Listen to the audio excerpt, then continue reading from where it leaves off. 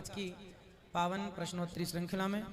जिनको प्रश्न करने हैं वो अपने हाथ उठा लें। अच्छा, सबको ही करना है तो बैठे रहिएगा, फिर सबको एक एक से मौका मिलेगा। जो YouTube पर जुड़ रहे हैं चैनल को सब्सक्राइब कर लें और शेयर कर लें। आप सभी एक एक से खड़े हों। महाराज जी राधे राधे। मेरे दो प्रश्न हैं।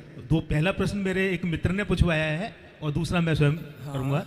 पहला प्रश्न जो मेरे मित्र का है वो ये है कि किसी व्यक्ति ने अगर पूरी जिंदगी अधर्म से पैसा कमाया है, लगभग उनकी उम्र 60 वर्ष हो गई, और उस 60 वर्ष के बाद उस पैसे को जो पूरी जिंदगी अधर्म से कमाया है और वो धर्म के काम में लगा देते हैं, धर्म के काम में लीन हो जाते हैं, लगा देते हैं, उनका मन परिवर्तन हो गया, तो क्या वो पैसा जो अधर्म से कमाया हुआ है वो सात्विक हो जाएगा या उनको कुछ उसका फायदा मिलेगा? यदि वह अधर्म से धर्म में आ गए हैं और आने के बाद अब वो अधर्म नहीं करते, तब तो उनका किया सारा पाप माफ हो जाएगा। यदि वो अपने धन को धर्म से जोड़ते हैं और अब नहीं करेंगे गलत, तब ये बात रामचरितमानस के सुंदरकांड में है कि सन्मुख हों ही जीव मोहि जबहि, जन्म कोटि अघनासहि तबहि। कितना भी बड़ा पापी हो, यदि मेरी शरण में आ जाए और फिर वो गलती ना करे तो मैं उसे माफ कर देता हूँ, तो क्षमा हो जाएगी, पर गलती ना हो अब तो। दूसरा जो मेरा प्रश्न है वो ये है कि आप जैसे संतों के साथ प्रवचन सुन सुन के कि कण कण में भगवान है, बिल्कुल सत्य है, हर जीव में भगवान है, इस पूरी चराचर सृष्टि के अंदर भगवान विराजमान है, ये आप सभी संत महापुरुष जो भी हैं ये सारी बात कहते हैं। और जो हमको जन्म मिला है, चाहे वो वनस्पति के रूप में है, वृक्ष के रूप में है, या मनुष्य रूप में है, या पशु रूप में है, वो हमारे कर्मों के अनुसार होता है, ये भी वो है। तो और आत्मा परमात्मा का अंश है। हम जो आत्मा है वो परमात्मा से बिछड़े हुए हैं, और हमारा मकसद भी उस परमात्मा तक जाना ही है। जो मनुष्य जन्म का उद्देश्य है वो परमात्मा को प्राप्त करना ही है। ये सब आप लोग हमको अपने सत्संगों में बताते हैं। मेरा जो प्रश्न आपसे मूल रूप का ये है कि उस परम पिता परमात्मा के पास हम मौजूद थे और उनको क्या आवश्यकता पड़ी थी कि अपने बच्चों को इस